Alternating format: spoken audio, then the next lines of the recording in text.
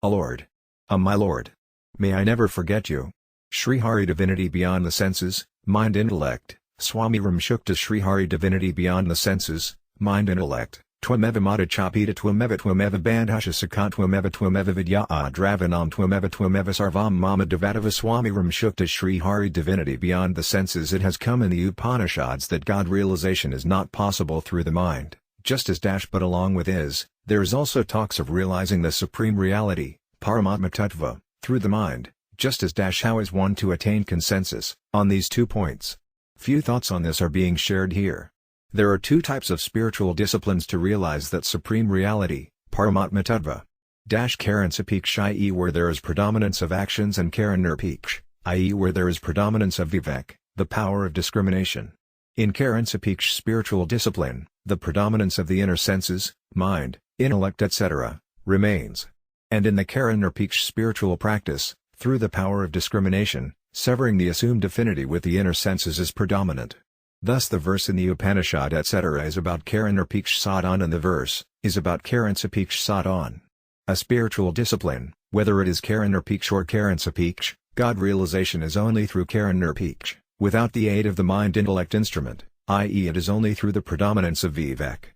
The reason being, that divinity is beyond the senses, in other words, none of the senses can reach the divinity, tattva. In a form of illustration it can be said that with the words etc., there is pervasion of the fruit, and in the words, the pervasion of the mind-intellect.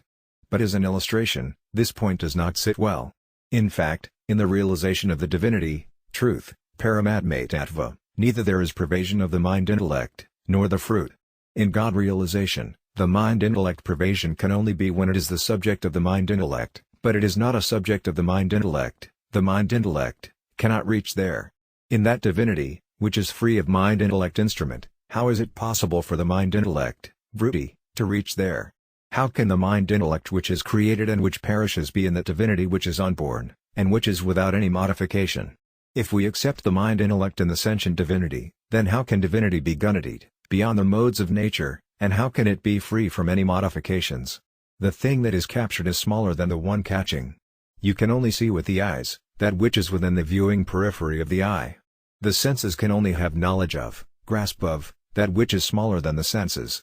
In performing an action, the instrument that performs the action is there, but the instrument cannot come under the influence of action, just as earth, clay soil, is in a clay pot, but the earth cannot come within the realm of the pot. Nature is the instrument, cause, and the mind-intellect, vrittis, are the actions, karya. When one cannot grasp nature, prakriti, with the mind-intellect, vrittis, then how can one grasp that divinity, Paramatma Tattva, which is beyond nature? When even nature cannot reach that divinity, Paramatma Tattva, then how can the actions in nature reach the mind-intellect? The mind has to sever assumed affinity with worldly inert objects. The mind can move away from inertness, and it cannot grasp the sentient divinity, and, then getting tired and exhausted, it quietens down on its own. It means that in Jnana Yoga, an aspirant becomes disinclined, removes his mind from the world, practices to engage the mind in God. The disinclination of the mind from the world is itself engaging the mind in God. Therefore the mind-intellect, vrittis, are only useful in renouncing the world. Just as, by burning wood, the fire quietens settles down on its own, in the same way, on renouncing affinity with the world, the mind-intellect, vrittis, are also renounced on their own. Therefore in reality, the mind-intellect are only useful in becoming disinclined, nivruti, towards the world, not in realizing the divinity, God, truth. Therefore, manasaivanudrashtavyam means that it is only in negation, not in process and method, just as some king, sitting on his chariot, goes to the queen's quarters, then he leaves the chariot outside, and goes into the queen's abode alone, by himself. In the same way, he who does Karan Sapiksh Sadhan, discipline with the aid of mind-intellect, too, in the end has to sever affinity with the mind-intellect and by himself has to enter that divinity. Paramatma Tattva, just as a man is called a charioteer on associating with the chariot, in the same way, on having affinity with the ego, aham, the soul, atma, is called a jiva, embodied soul. When he leaves the assumed affinity for the enos, aham, then the sense of being an embodied soul, identity, does not remain, rather only the divinity remains. Therefore, jiva does not realize Brahma, rather only Brahma realizes Brahma. It means that when the sense of being an embodied soul, jiva, is wiped out, only the one Brahma as it is remains. There is one exceptional point that, inertness cannot be renounced by the inert, insentient, Jada. Rather only through the sentient, Chetan, can one renounce the insentient, inert. Therefore, it is the sentient only becomes disinclined from the world, not the mind-intellect. Because the mind-intellect themselves are inert, then how can they have a disinclination of the inert? The main point is the sentient, Chetan, cannot be known through the insentient, Jada, inert.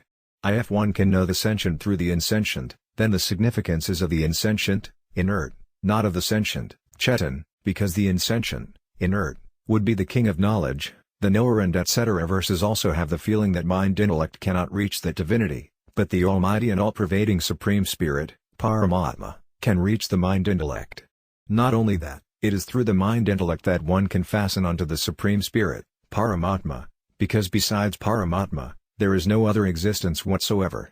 Therefore God says Manasavekasa Drishtva Guru Itenyarpi Indriyayam Ivanam Aditi Budyadvamanjasa, Srimad Bhagavad November 13, 2024, whatever is perceived, through the mind, speech, and other senses, all that is me and beyond me there is nothing else, you should quickly understand, i.e. accept this doctrine.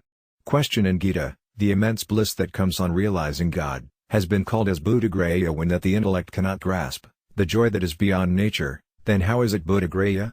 Answer: by calling the supreme bliss as Buddhagraya it does not mean that it is the kind to be grasped by the intellect. The intellect is the functioning of nature, Prakriti, then how can it grasp the joy that is beyond nature? Therefore, to say that the supreme and transcendental bliss is Buddhagraya means that the bliss is certainly more exceptional than the tamasic pleasures, pleasures born of ignorance and inertia. The pleasure derived from sleep, laziness, and negligence, pramad, is tamash, born of inertia. 1. In deep sleep, shushpati, the intellect merges into ignorance, and in laziness and negligence, the intellect is not entirely awakened. But in the axiomatic eternal bliss, the intellect does not merge into ignorance, rather it remains completely awakened. Therefore it is only from the perspective of the awakened intellect that it has been called Buddhagraya. In reality, the intellect cannot reach there at all. In the same way, by calling the imperishable bliss supreme, it is said to be more supreme than the sattvic pleasure, and by calling that bliss transcendental, is revealed to be more exceptional than the rajasic pleasure. Just as the sun does not appear in the mirror, rather it is the sun's image, in the same way, the endless bliss does not come in the intellect, rather only an image of that bliss, an appearance comes, therefore it is called Buddhagraya. It means that, the eternal bliss that comes from the self, Swayam, is more exceptional than sattvic, mode of purity, rajasic, mode of passion, and tamasic, mode of ignorance, pleasure. In other words, it is gunadit, beyond the modes of nature. Even on calling it Buddhagraya Sharirastha Pikanti and Nakaroti Nalipiate, Gita 13:31, the real self though dwelling in the body neither acts nor gets tainted. It has come in the Upanishads Indriyabhyaha Parahyartha Arthapayasha Brahmanahamanasastu Parabuddharudaratma Mahan Parahamahatha Param Vyaktam the objects of senses, sound, taste, form etc., is superior to the 5 organs of senses, Indriyas, e.g. eyes, ears, nose etc. Superior to the 5 objects of senses, is the mind. The intellect, Buddha, is superior to the mind. The Atma is superior to the Buddha. And superior to the Atma is Avyakta, Mool Prakriti. And superior to Avyakta is Purush or Purushottam or Paramatma, that is the ultimate limits, that itself is the end state. Kata Upanishad 3:1011. Narayan. Narayan. Narayan. From book in Hindi Jinko Jatin Paya by Swami Ramsukhdasji.